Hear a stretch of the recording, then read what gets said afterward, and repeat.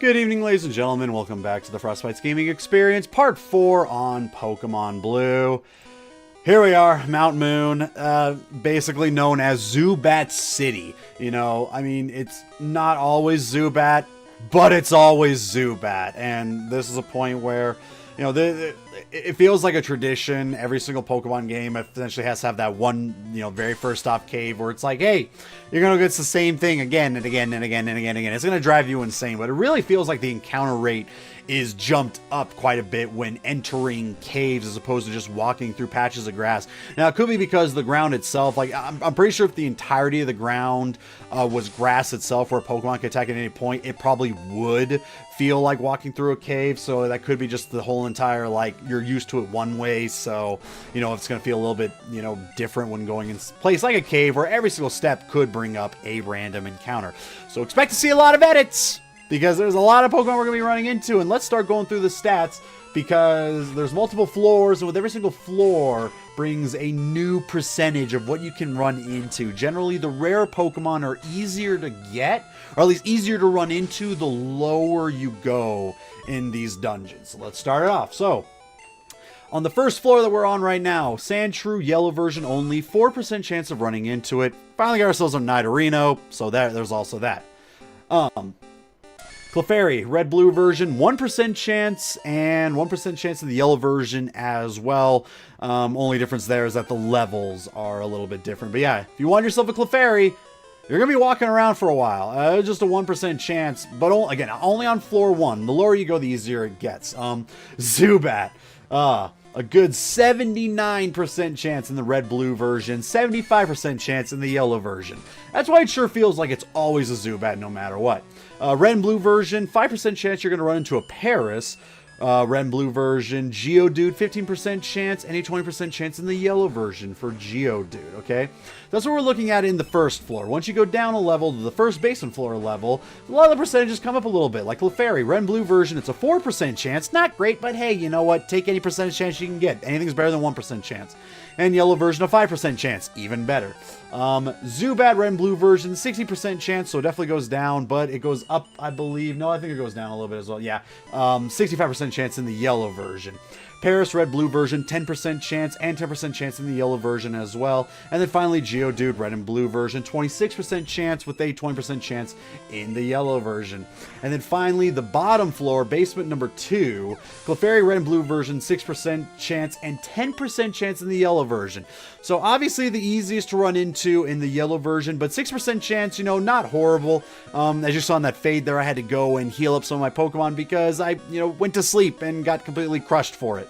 There's also numerous amount of stairs to take. Generally, when you take them, you just get to a new area where you get some items, go get a few rocket grunts or whatever. But this would be based on floor number 2. So this would essentially be where you would want to get your Clefairy. Again, 6% chance. You're probably going to be at it for about an hour or so. You know, it's hard to say. Sometimes you can get lucky and it'd be your first run into. But generally, if you're not using repels at this point, just walking through the area, you do have a high chance of running into a Clefairy. The problem is that if you accidentally have it faint, then, well, say bye-bye to that luck, because chances of you running into 2 in a row, very, very rare. Anyways, base of floor number 2 still, Zubat, red-blue version, 54% chance, yellow version, 60% chance. Paris, red-blue version, 50% chance, also 50% chance in the yellow version. Geodude, red-blue version, 25% chance, and 15% chance in the yellow version.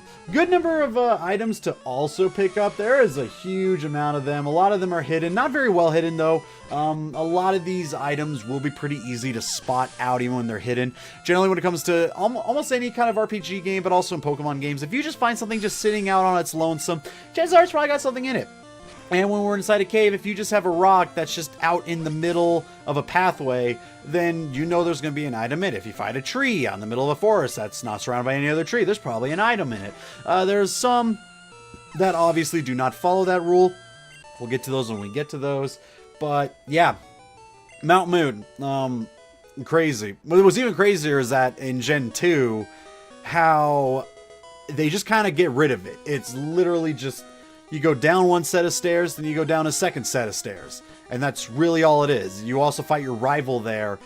But the fact that all of Mountain Moon changed is a little bit weird. Viridian Force was also another weird one that they changed up, and I understand why. It was a really ambitious game. It tried to combine 2 entire regions with 16 gym leaders to go against, and you have to cut back on some areas, and they felt that Viridian Forest and Mount Moon not as well needed as everything else. I kind of agree. And even then, when Heart Gold and Soul Silver came out, then we got, the brand new Viridian Forest and Mountain Moon and all that good stuff. So, we ended up getting it anyways. It just took us another, 10 years or something like that. What can you do?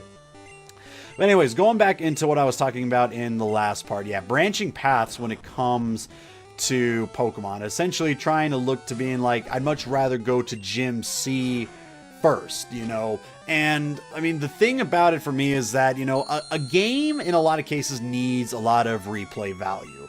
If it doesn't, then it's probably not gonna be something I'm gonna go my way to really care about. And unfortunately, when it comes to a lot of Pokemon games, even though they're some of my more popular videos for whatever reason on this channel, as much as I enjoy it, I don't go my way and replay them all that much, not even for like really speed runs, because again, it's kind of copy paste. I could make it different by taking a different starter or by making a whole entire different team, but at the same time, I still know what I'm going against. I still know what moves they're gonna have. I still know what they're weak to, all that kind of stuff. And yes, granted, it probably wouldn't change much by being able to switch what gym you go to first, where it's like, oh, like take for example, Gen 1, for instance, it's like, oh, going against Brock, I go against Geodude and Onix. Well, what if I want to go against him 7th? Is he going to have like 2 Golems and Onix and like a, Kabutops and Omnistar or something like that, like, is he really, by him changing it up, it kind of adds a little bit more replay value, because then it's like, okay, I want to go back and replay the game, but this time I'm going to go against this gym leader first, and maybe this one second, this one third. It really adds a lot of, replay value to it. Again, Gen 2 kind of did it, where after you actually, I don't even think you have to beat Morty. Like, you could save Morty and go to like Chuck or Jasmine first before going against Morty, I think. Either that or you had to wait till after you beat Morty. Anyways, but there's like a certain area where you can pick the order you want to do the gyms in, but it doesn't change anything though. They still use the same Pokemon at the same levels. The only thing that changes is that you might find one easier than the other, so you're going to want to go against them first, and it makes all the sense in the world to me. I would just like it to where it's like, by going in different orders, I am going against different types of Pokemon. It is something that was brought up in I think it was like the Pokemon Origins anime, where they would base like what team they should use on how many badges you had collected. If you were going for your first badge, they would use, just 2 of their weaker Pokemon.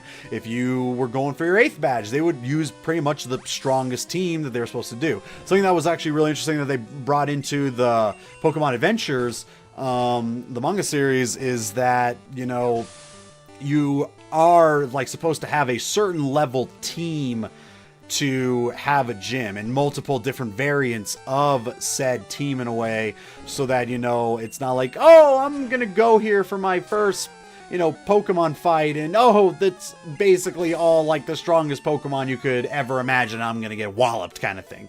And I kind of wish that they would do that in the games a little bit more, but at the same time, I have not played Pokemon XY, and I have not played Pokemon Sun and Moon yet, mostly because I still do not have a 3DS, so I don't have a means to play them.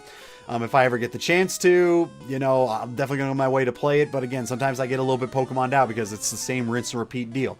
I don't know how different they are with doing stuff like that. Based on what I've read, it seems like, the gyms are all exactly the same. I do remember that in Gen 5, they did change that with the first gym you went against, where what they used was either a counter or a weakness to whatever your starting Pokemon was. But even that could be wrong, because the only Gen 5 I played was Black and White 2. I still haven't played normal Black and White. Sue me. Again, I've only got so much free time, and there's a lot of games that I play.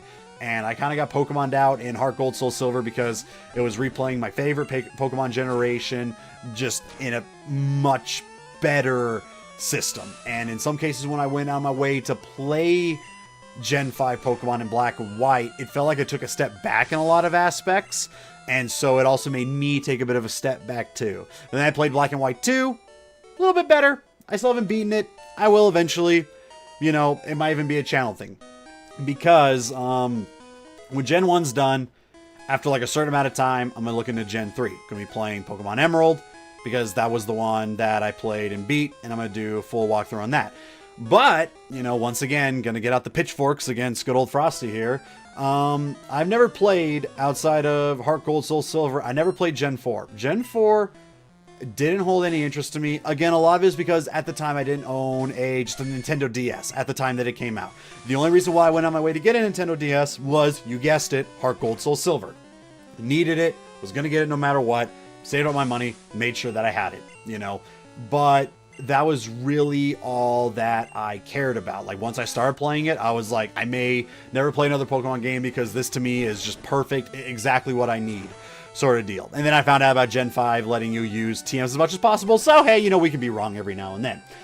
But because I've never played actual Gen 4, which is, what is it, Diamond, Pearl, Platinum, the way I'm looking to do that for the channel is that I'm going to go in and play that game blind. It'll be Frosty, you know, blind plays Gen 4 Pokemon for the first time ever, just to kind of spice things up a little bit.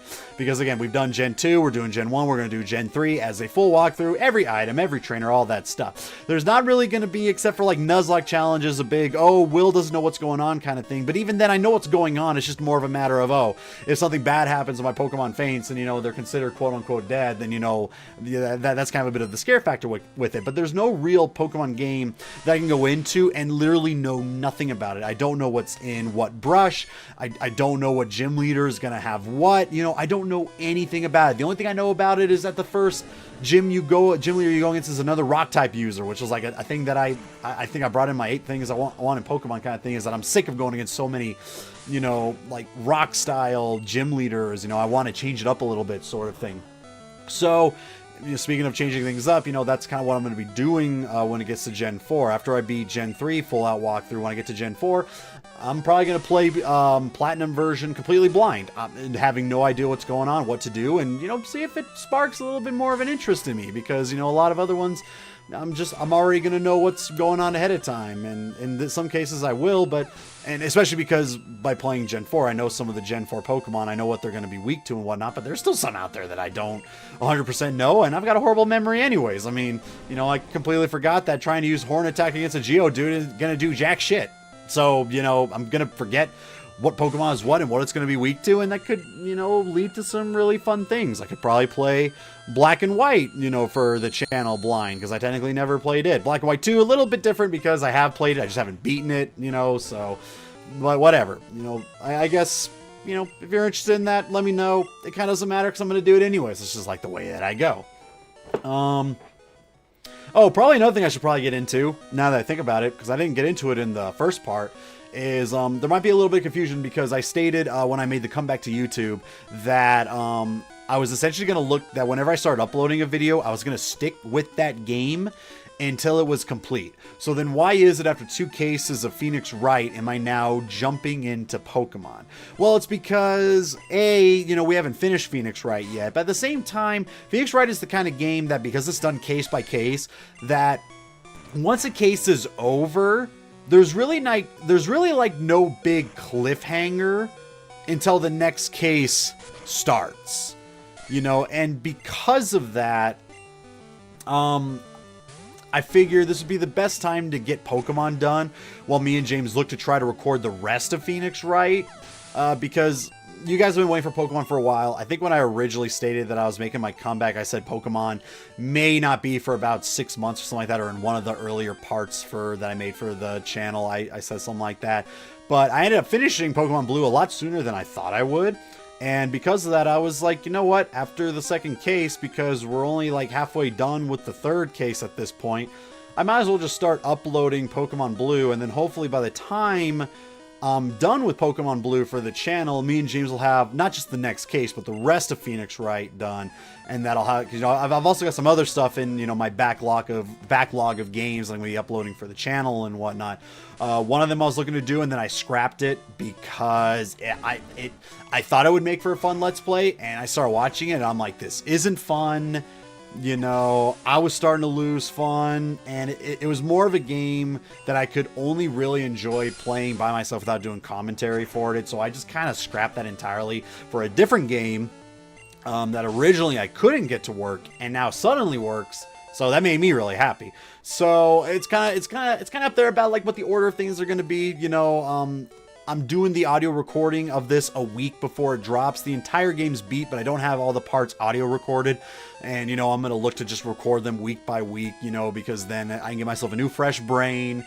You know, I'm not trying to like overly think about stuff to talk about because, again, you know, we're still in the middle of part 4 here. We're only now about ready to hit the end of Mount Moon and all that stuff. And, you know, if you're more here just to watch what I'm doing, you know, you don't care what I'm not going to sit here and be like, all right, we're going to take 5 steps forward. We're going to pick up this item. All right, so this Grimer here is level 12. We're just going to scratch him. I'm not going to do stuff like that. I'd much rather talk about other things, you know, because, you know, if you're not here to listen to me play it. You're here to just watch it or whatever kind of thing, you know, or maybe you're just here because you accidentally clicked this video when you meant to click, you know, some other YouTube channels. And again, I don't blame you. I don't even know why my Gen 2 walkthrough was so popular. It's not even really all that great. And I have a really crappy microphone and it was uploaded in really random times. And I don't know. It'll be interesting. I don't feel like I'm adding anything like brand new by showing this, you know, it's just something that I'm just doing for fun. You want to sue me? You want to sue me. But anyways, because of that, you know, I don't 100% know exactly the order of like games I'm going to be uploading is. I get the Helix fossil. It doesn't matter. I don't use any of the fossil Pokemon in this walkthrough, so the one that I take doesn't really mean much. I usually go for the Dome fossil because of the fact that I like Kabutops, but I just picked the one that was like right in front of me, you know, whatever. That's it. That's it for Mount Moon. We're done. So many random encounters, so many trainers to go against. Finally done. That was, I don't even know how long that was. We're looking at about 16 minutes. Parts of Pokemon can be anywhere from 12 minutes long to up to 20 minutes long. It really depends on, you know, I try to cut the parts based on like what I've done. I don't want it to cut in like a really random spot and all that stuff. So, you know, there you go. Anyways, I hope you guys enjoy the rest of your evening. I hope you've been enjoying the walkthrough so far, and I'll catch you guys on the next part.